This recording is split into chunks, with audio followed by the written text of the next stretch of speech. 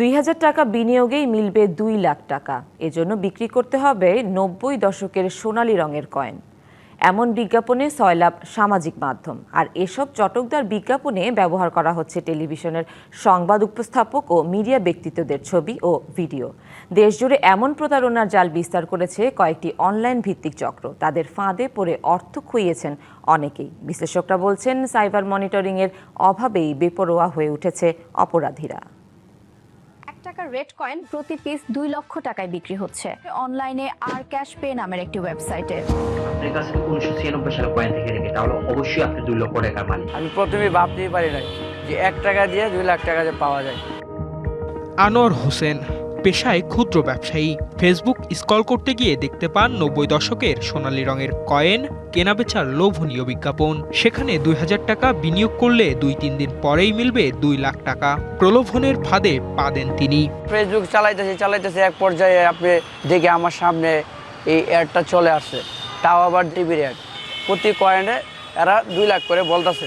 আমি phone number এবং সব কিছু দিয়ে দিই ডিটেলস।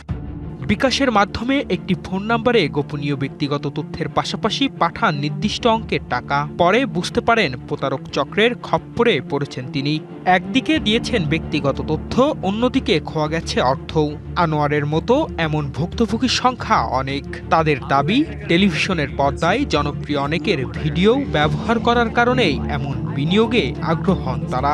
শিয়া বাটার ও ভিটামিনে সমৃদ্ধ লিলি বিউটি সোপ, তারুণ্যময় উজ্জ্বল ত্বকের জন্য। যে অভিনেতারা এটার মধ্যে যেরকম সম্পৃক্ত আছে, তাদেরকে দেখেই আগ্রহটা হয়েছে আর কি। সামাজিক যোগাযোগ মাধ্যমে ছড়িয়ে পড়া এই ভিডিওটি দেখে অনেকেই সত্য মনে করছিলেন। তবে সত্যিকার অর্থে এই ভিডিওটি তৈরি করা হয়েছে এআই দিয়ে। এই ভিডিওতে যাকে উপস্থাপন করতে দেখা যাচ্ছে, আমরা সেই উপস্থাপিকার মুখোমুখি হতে চাই। জানতে চাইব এই সংবাদের সত্যতা সম্পর্কে। ধরনের কোনো নিউজ আসলে আমি পড়িনি। আমার জন্য অবশ্যই বিব্রতকর এবং বিভ্রান্তিকর জনগণের জন্য। ভুক্তভোগীদের দেওয়া তথ্য নিয়ে চেষ্টা করা হয় প্রতারকদের সাথে যোগাযোগের। হোয়াটসঅ্যাপে একটি নাম্বারে ২,০০০ টাকা ও ফর্ম পূরণের কথা জানান চক্রের সদস্যরা। সরাসরি দেখা করার কথা বললে দেওয়া হয় চট্টগ্রামের একটি ঠিকানা।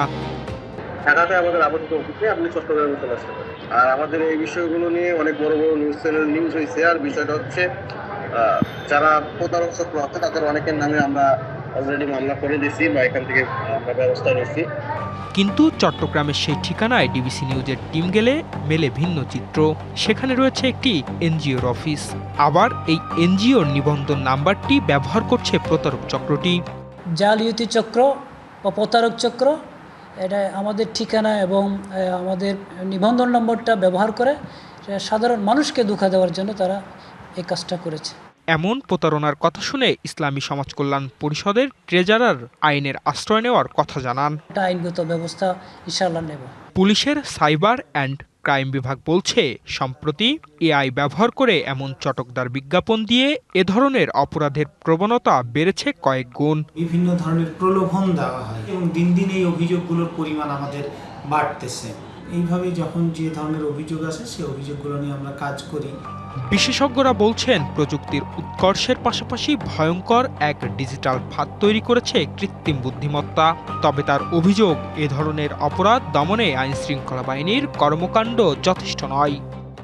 রাষ্ট্রীয় যে দায়িত্বপ্রাপ্ত এজেন্সিগুলো আছে, ওনারা এনাফ কাজ করছেন না, বরং আমি মনে করি যে অবহেলা করছেন। এই ধরনের স্ক্যাম এবং অপরাধ, সাইবার ক্রাইম চলার পেছনে সাধারণ মানুষের এআই জেনারেটেড ভিডিও কিংবা কোনটা রিয়েল এটা বুঝতে পারার অপারগতা।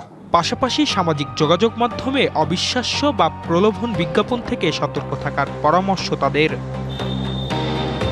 Partha Saha, DBC news, Dhaka.